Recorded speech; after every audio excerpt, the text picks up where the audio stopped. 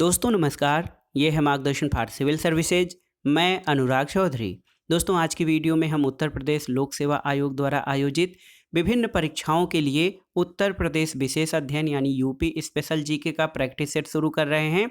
और आज प्रस्तुत है इसका पहला प्रैक्टिस सेट, जिसमें उत्तर प्रदेश के ऐतिहासिक, सामाजिक और सांस्कृतिक परिदृश्य, भौगोलिक परिदृश्य, अपवाह तंत्र और सिंचाई तथा कृषि और पशुपालन से संबंधित प्रश्नों को सॉल्व करेंगे। दोस्तों ये वीडियो यूपीपीसीएस प्रारंभिक परीक्षा, आरओ यानी समीक्षा अधिकारी, सहायक समीक्षा अधिकारी, government inter college, government degree college, ACF, RFO तथा कृषि सेवा परीक्षा के लिए बहुत ही उपयोगी तथा महत्वपूर्ण है। तो आइए सॉल्व करते हैं आज का practice set, UP special practice set संख्या 1। सबसे पहले दोस्तों हम उत्तर प्रदेश के ऐतिहासिक, सामाजिक और सांस्कृतिक परिदृश्य से संबंधित प्रश्नों को सॉल्व करेंगे। देखिए पहला प्रश्न है दोस्तों, उत्तरी भारतीय शास्त्रीय संगीत का बाइबिल ग्रंथ किससे संबंधित है, आपको बताना है। ऑप्शन है आपके नाट्यशास्त्र, सूरसागर, नाद विनाद या सूफीनामा। तो सही उत्तर है दोस्तों उत्तरी भारतीय शास्त्रीय संगीत का बाइबिल ग्रंथ नाट्यशास्त्र से संबंधित है और नाट्यशास्त्र के प्रणेता भरत मुनि माने जाते हैं। अगला प्रश्न है दोस्तों, देखिए नवाब शुजाउद्दौला की बेगम का प्रसिद्ध मकबरा बहू बेगम का मकबरा किस स्थान पर अवस्थित है। तो बहू बेगम का मकबरा दोस्तों ये फैजाबाद में स्थित है और फैजाबाद का नाम वर्तमान में परिवर्तित करके अयोध्या कर दिया गया है। अगला प्रश्न है दोस्तों, उत्तर प्रदेश में स्वाधीनता आंदोलन के समय ही एक अन्य एका वृहद जन आंदोलन प्रारंभ हुआ था, जिसका नेतृत्व किसके द्वारा किया गया था। तो उत्तर है दोस्तों मदारी पासी ने एका आंदोलन का नेतृत्व किया था। एका आंदोलन हरदोई, बहराइच और सीतापुर के जिलों में फैला था। मदारी पासी और सहदेव ने एका आंदोलन का नेतृत्व किया था। अगला प्रश्न है दोस्तों, उत्तर प्रदेश सरकार की आय का सर्वाधिक भाग प्राप्त होता है किससे। तो सही उत्तर यहाँ पर देखिए व्यापार कर है, जिसको ट्रेड टैक्स या कमर्शियल टैक्स कहा जाता है। लेकिन दोस्तों वर्तमान में जीएसटी व्यवस्था लागू हो गई है उत्तर प्रदेश में। लेकिन यहाँ पे जब प्रश्न पूछा गया था, उत्तर प्रदेश सरकार की आय का सर्वाधिक भाग ये व्यापार कर से प्राप्त होता है। अगला प्रश्न है, निम्न में से किस शहर को राष्ट्रीय धरोहर शहर विकास और संवर्धन योजना के अंतर्गत शामिल नहीं किया गया है, आपको बताना है। ऑप्शन है आपके आगरा, अजमेर, अमरावती और अमृतसर। तो इसमें उत्तर प्रदेश के आगरा शहर को दोस्तों ये शहर विकास और संवर्धन योजना के अंतर्गत, राष्ट्रीय धरोहर शहर विकास और संवर्धन योजना के अंतर्गत शामिल नहीं किया गया है और इसमें अजमेर, अमरावती और अमृतसर शामिल हैं। अगला प्रश्न है, आल्हा एक लोकप्रिय संगीत किस क्षेत्र का है, आपको बताना है। तो आल्हा आप जानते हैं बुंदेलखंड का लोकप्रिय संगीत है। अगला है कि निम्नलिखित में से कौन एक सही सुमेलित नहीं है।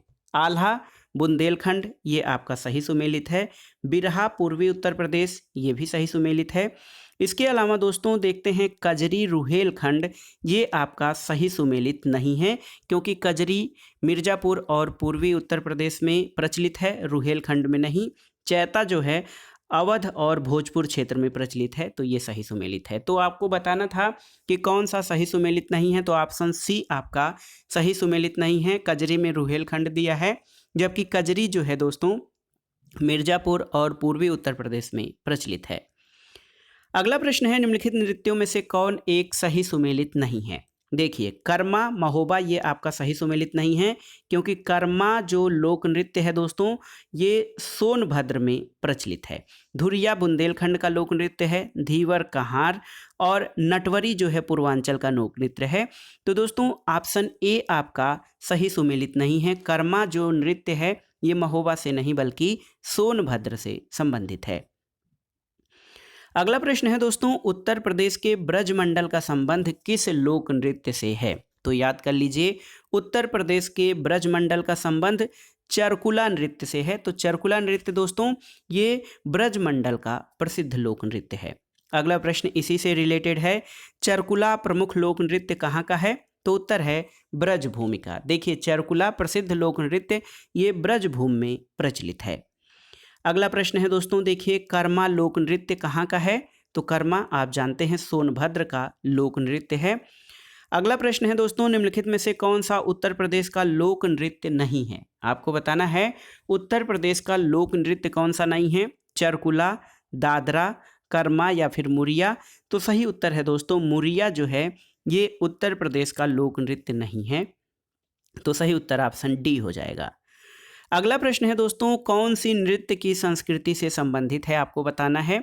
इसमें देखिए ऑप्शन है आपके ख्याल और बाज लखनऊ, बनारसी राज, रामपुर दरबार या आगरा घराना। तो सही उत्तर है नृत्य की संस्कृति से ख्याल और बाज लखनऊ संबंधित है। ऑप्शन ए आपका सही उत्तर हो जाएगा। अगला प्रश्न है, आपको बताना है राहुला नृत्य का संबंध उत्तर प्रदेश के किस क्षेत्र से है? तो सही उत्तर है दोस्तों राहुला नृत्य उत्तर प्रदेश के बुंदेलखंड क्षेत्र से संबंधित है। और बुंदेलखंड क्षेत्र दोस्तों लोक नृत्यों के संबंध में बहुत ही समृद्ध है। यहाँ पर कई लोक नृत्य हैं, इनमें से एक राहुला है जिसका संबंध बुंदेलखंड से है। अगला प्रश्न है, निम्नलिखित लोक नृत्यों में से कौन उत्तर प्रदेश के बुंदेलखंड क्षेत्र का लोक नृत्य नहीं है? तो ऑप्शन है, देखिए ऑप्शन आपके रवाला नृत्य, डांडिया नृत्य, बढ़ैया नृत्य या राई नृत्य।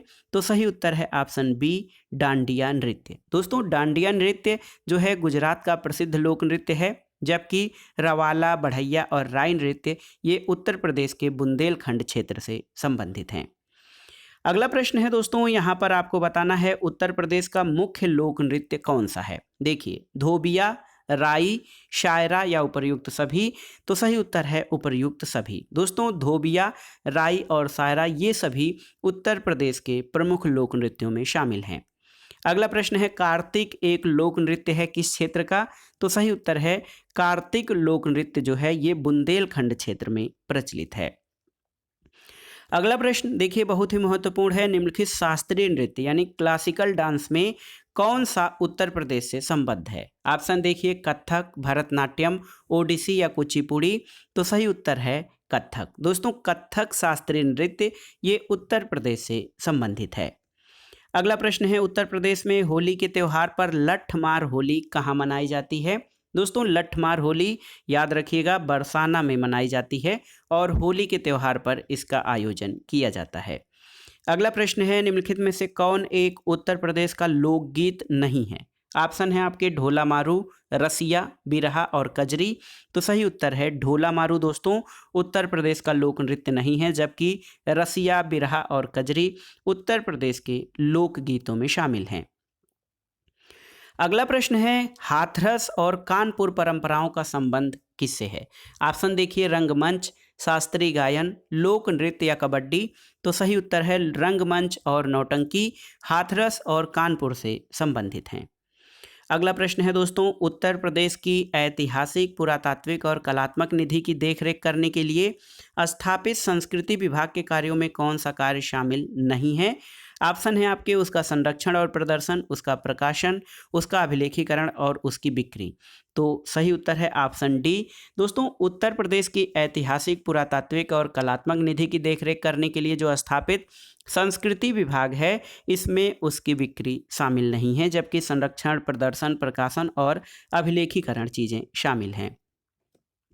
अगला प्रश्न है, संगीत शिक्षा के लिए उत्तर प्रदेश में जो प्रथम संगीत महाविद्यालय स्थापित हुआ था उसका क्या नाम है?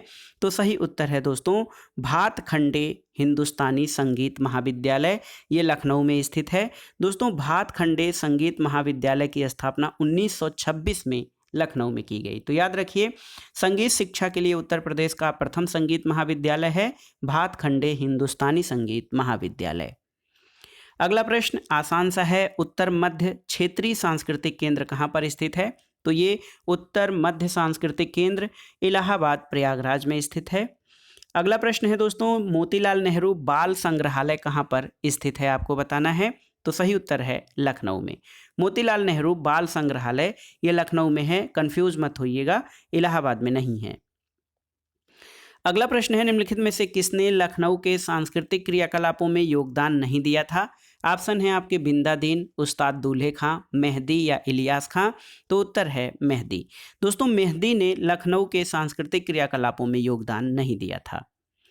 अगला प्रश्न है, प्रसिद्ध शास्त्रीय गायक भीमसेन जोशी किससे संबंधित हैं? आपको बताना है किस घराने से संबंधित हैं, बनारस घराना, किराना घराना, लखनऊ घराना या रामपुर घराना। तो सही उत्तर है किराना घराना। दोस्तों, प्रसिद्ध शास्त्रीय गायक भीमसेन जोशी किराना घराना से संबंधित हैं और ये शामली कस्बे के कैराना के नाम पर किराना घराना बना हुआ है। अगला प्रश्न है, निम्नलिखित में से कौन एक कथक कलाकार नहीं है? बिरजू महाराज, किशन महाराज, लक्षु महाराज या सितारा देवी। तो सही उत्तर है दोस्तों किशन महाराज। किशन महाराज जो हैं ये कथक कलाकार नहीं हैं, ये प्रसिद्ध तबला वादक हैं और इनका जन्म वाराणसी में हुआ था। अगला प्रश्न है दोस्तों, उत्तर प्रदेश का गुरु पूर्णिमा पर्व किस ऋषि को समर्पित है? तो उत्तर है उत्तर प्रदेश का गुरु पूर्णिमा पर्व ऋषि व्यास को समर्पित है। तो ऑप्शन ए आपका सही उत्तर हो जाएगा। अगला प्रश्न है, ढोला लोकगीत लोकप्रिय है कहाँ पर? तो उत्तर है दोस्तों ढोला लोकगीत ये आगरा और मेरठ में लोकप्रिय है। अगला प्रश्न है, सूची 1 का सूची 2 से सुमेलन कराना है। उत्तर प्रदेश के प्राचीन जनपद और उनकी राजधानी। देखिए, कुरु जनपद की राजधानी इंद्रप्रस्थ रही है, पांचाल की अहिच्छत्र रही है, कौशल की राजधानी साकेत और वत्स की राजधानी कौशाम्बी।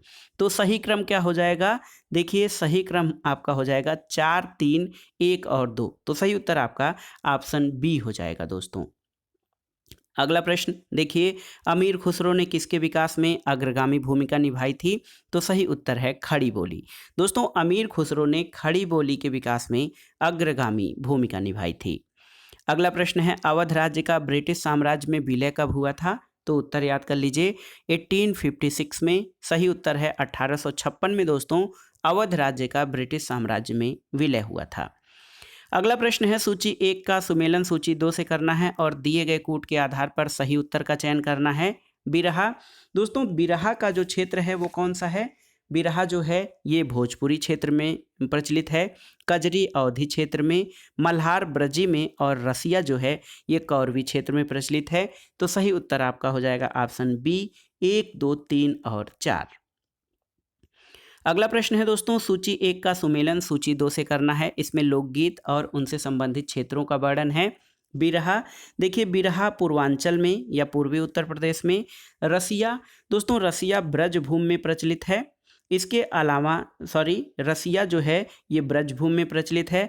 आल्हा आप जानते ही हैं बुंदेलखंड में, और कजरी अवध क्षेत्र में प्रचलित है। तो सही उत्तर हो जाएगा आपका ऑप्शन सी 3, 1, 2 और 4। अगला प्रश्न है दोस्तों, बिरहा लोक संगीत किसकी विशिष्टता है? ऑप्शन है पश्चिमी उत्तर प्रदेश की, बुंदेलखंड की, पूर्वी उत्तर प्रदेश की या मध्य उत्तर प्रदेश की। तो सही उत्तर है पूर्वी उत्तर प्रदेश की विशेषता है बिरहा लोक संगीत। अगला प्रश्न है दोस्तों, ताजमहल से संबंधित निम्नलिखित कथनों पर विचार करिए। ताज महोत्सव का उद्घाटन उत्तर प्रदेश का आयोजन था। सही है। यह विश्व धरोहर स्मारकों की सूची में शामिल है। ये भी सही है।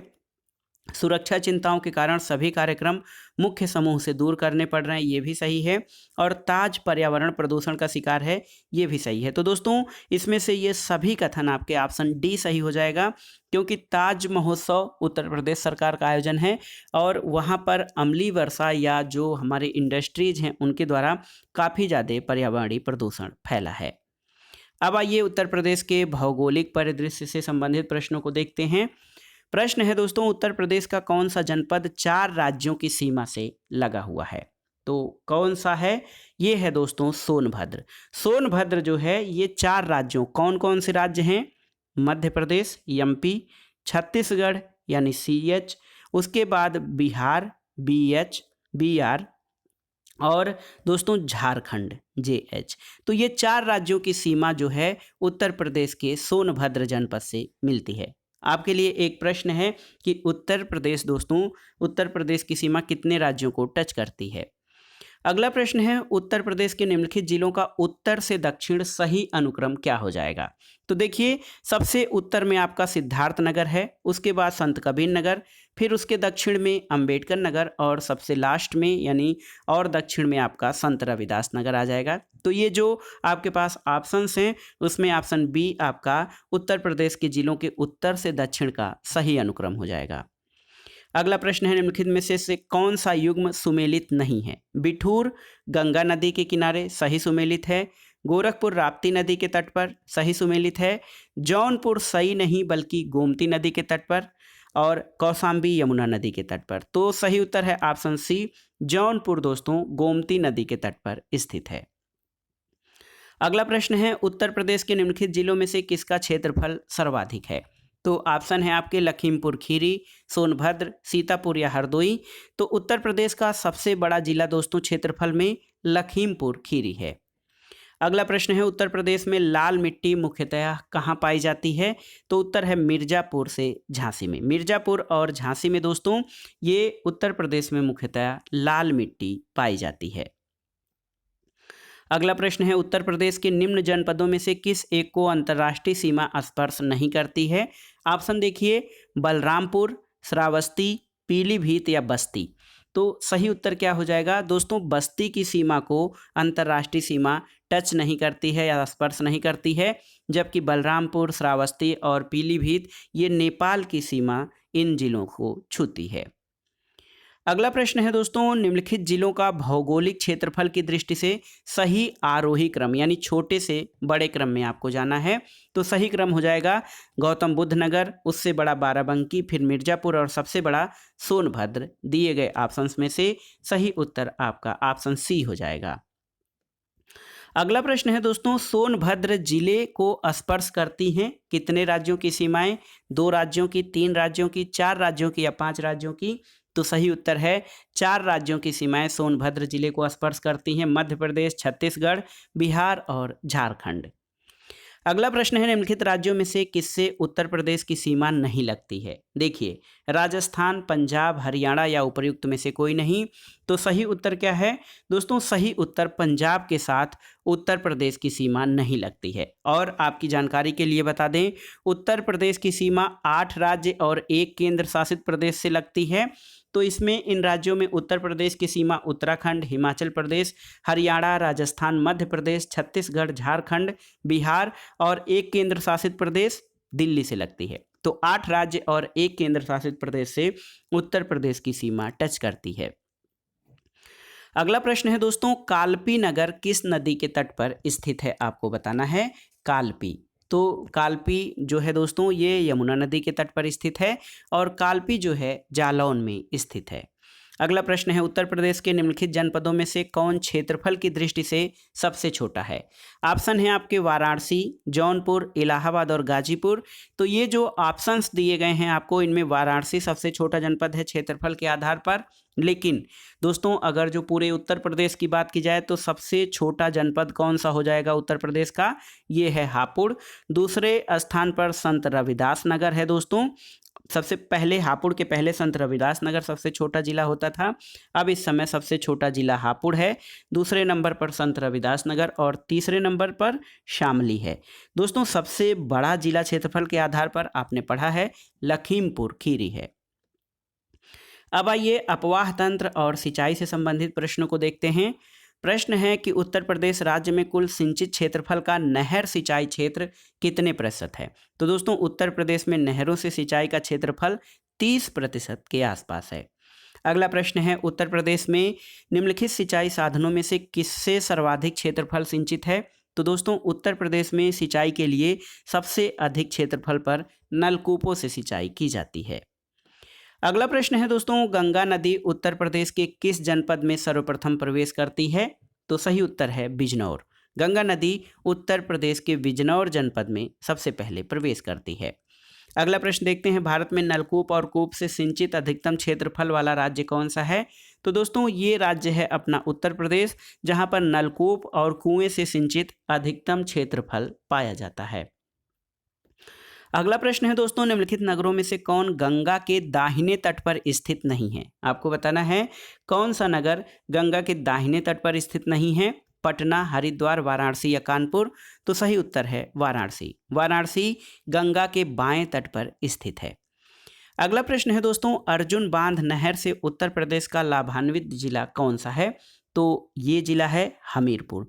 दोस्तों हमीरपुर और महोबा जिले ये अर्जुन बांध से लाभान्वित होते हैं। उत्तर प्रदेश की सबसे लंबी नहर कौन सी है? तो सही उत्तर है उत्तर प्रदेश की सबसे लंबी नहर या सबसे लंबी नहर प्रणाली ये है शारदा नहर तंत्र। अगला प्रश्न है, उत्तर प्रदेश में सिंचाई का सबसे बड़ा स्रोत कौन सा है? दोस्तों, उत्तर प्रदेश में सिंचाई का सबसे बड़ा स्रोत नलकूपों द्वारा सिंचाई है। अगला प्रश्न है, निम्नलिखित में से कौन सी उत्तर प्रदेश की पेयजल परियोजना है? तो यानी जो ड्रिंकिंग वाटर प्रोजेक्ट जो है, इसमें से कौन सी है? ऑप्शन है आपके शारदा सहायक नहर परियोजना, ज्ञानपुर पंप नहर परियोजना, गोकुल बैराज या फिर पथरई बांध। तो सही उत्तर है ऑप्शन सी, गोकुल बैराज परियोजना। दोस्तों, ये मथुरा जिले में स्थित है और मथुरा और आगरा को पेयजल गोकुल बैराज परियोजना के द्वारा उपलब्ध होता है। अगला प्रश्न है, उत्तर प्रदेश में रानी लक्ष्मीबाई बांध परियोजना किस नदी पर स्थित है? तो ये है दोस्तों बेतवा नदी पर। और एक प्रश्न है, उत्तर प्रदेश का परीक्षा बांध किस नदी पर स्थित है? तो ये दोस्तों बेतवा नदी पर स्थित है। अगला प्रश्न है, निम्नलिखित में से कौन सही सुमेलित नहीं है? आपको बताना है। गंगा वाराणसी सही सुमेलित है, वाराणसी गंगा नदी के तट पर है। गोमती सुल्तानपुर ये भी सही सुमेलित है। कोसी गोरखपुर ये सही सुमेलित नहीं है क्योंकि गोरखपुर राप्ती नदी के तट पर है। और सरयू अयोध्या ये भी सही सुमेलित है। तो कौन सा सही सुमेलित नहीं है? ऑप्शन सी आपका हो जाएगा। कोसी नदी के तट पर गोरखपुर नहीं बल्कि राप्ती नदी के तट पर गोरखपुर स्थित है।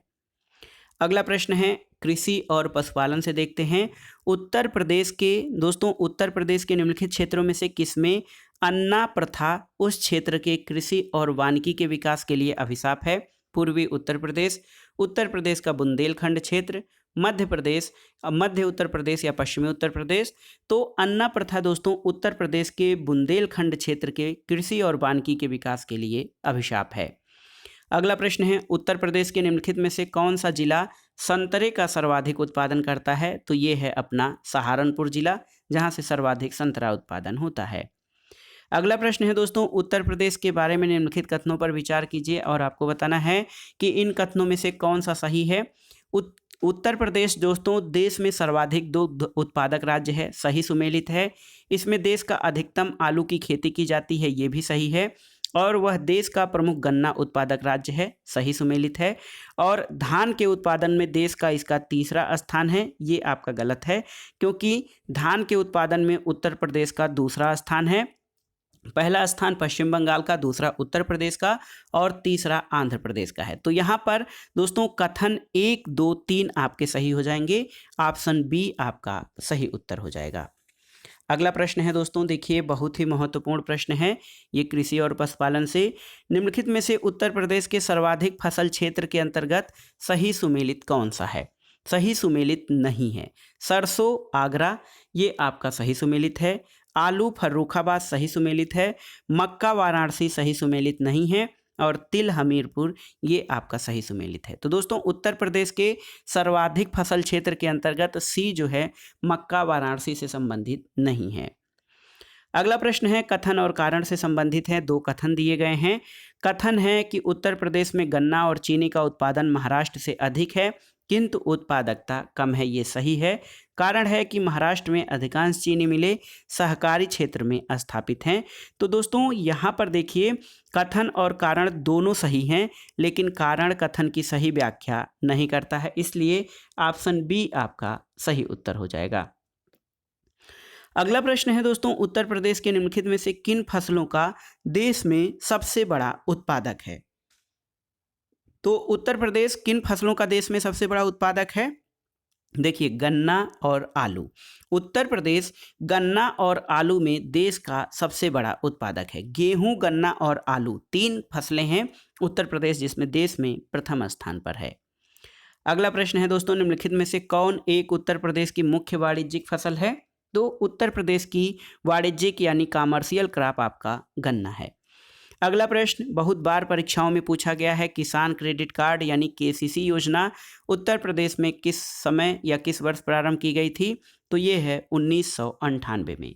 दोस्तों 1998 में किसान क्रेडिट कार्ड योजना शुरू की गई थी। एक प्रश्न और बहुत महत्वपूर्ण है, उत्तर प्रदेश में दोस्तों सस्य जलवायु क्षेत्रों की संख्या कितनी है? तो ये है 9 सस्य जलवायु क्षेत्र हैं उत्तर प्रदेश में। अगला प्रश्न है, आंवले का सर्वाधिक उत्पादन करने वाला जिला कौन सा है? तो ये प्रतापगढ़ है दोस्तों, जहां पर आंवला का सर्वाधिक उत्पादन किया जाता है। अगला प्रश्न है उत्तर प्रदेश में खरीफ फसल की बुआई कब की जाती है? तो सही उत्तर है उत्तर प्रदेश में खरीफ फसल की जो बुआई जो है जून जुलाई यानी बारिश के मौसम में की जाती है।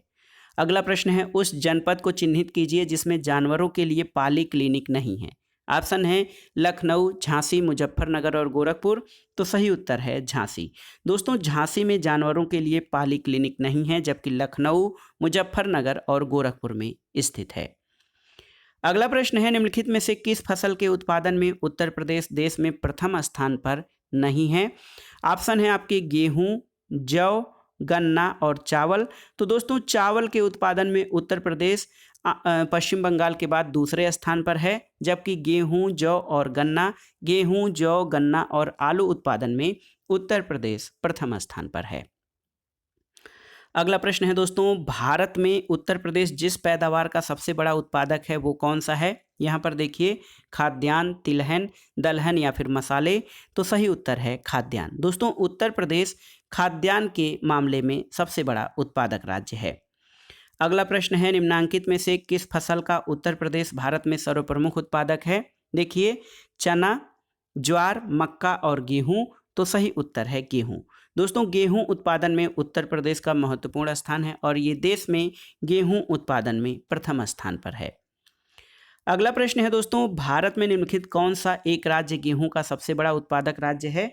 तो सही उत्तर है दोस्तों उत्तर प्रदेश गेहूं का सबसे बड़ा उत्पादक राज्य है। तो देखिए बहुत ही महत्वपूर्ण है, उत्तर प्रदेश देश का गेहूं का सबसे बड़ा उत्पादक राज्य है। अगला प्रश्न है कृषि आंकड़ों के अनुसार भारत में उत्तर प्रदेश का प्रथम स्थान किन फसलों के उत्पादन में है? तो ऑप्शन सी आपका सही उत्तर है। गेहूं और गन्ना के उत्पादन में उत्तर प्रदेश का देश में प्रथम स्थान है। अगला प्रश्न है दोस्तों उत्तर प्रदेश की प्रमुख वाणिज्यिक उपज कौन सी है? यहाँ पर देखिए जूट, गन्ना, कपास या तिलहन। तो देखिए गन्ना जो है दोस्तों ये उत्तर प्रदेश की प्रमुख वाणिज्यिक फसल है। अगला प्रश्न है निम्नलिखित में से कौन सा फसल चक्र पूर्वी उत्तर प्रदेश के लिए सर्वाधिक उपयुक्त समझा जाता है? तो सही जो फसल चक्र है वो है धान, मक्का और गेहूं। ये पूर्वी उत्तर प्रदेश के लिए सर्वाधिक उपयुक्त फसल चक्र है। अगला प्रश्न देखते हैं देश की कुल कृषि योग्य भूमि का कितना प्रतिशत उत्तर प्रदेश में स्थित है? तो सही उत्तर है ऑप्शन ए 15%। दोस्तों देश की कुल कृषि योग्य भूमि का 15% उत्तर प्रदेश में स्थित है। अगला प्रश्न है उत्तर प्रदेश में उगाई गई निम्नलिखित फसलों में से किसकी अवधि न्यूनतम है? देखिए चना, मसूर, अरहर या मूंग। तो सही उत्तर है मूंग। दोस्तों मूंग सबसे कम समय में तैयार हो जाती है। ये गर्मी यानी जायद की फसल है। अप्रैल के बाद मई जून में, अप्रैल में बुआई करने के बाद मई जून में ये तैयार हो जाती है। अगला प्रश्न है दोस्तों उत्तर प्रदेश में विक्रय अधिशेष अधिकतम किस फसल का है? तो सही उत्तर है गेहूं का। दोस्तों उत्तर प्रदेश गेहूं का सबसे बड़ा उत्पादक राज्य है भारत में और यहाँ पर विक्रय अधिशेष गेहूं का अधिकतम है। अगला प्रश्न है उत्तर प्रदेश की फसल गहनता लगभग कितनी है? तो सही उत्तर है उत्तर प्रदेश की फसल गहनता लगभग 160% है दोस्तों। अगला प्रश्न है भारत के किस राज्य को शक्कर का प्याला कहा जाता है?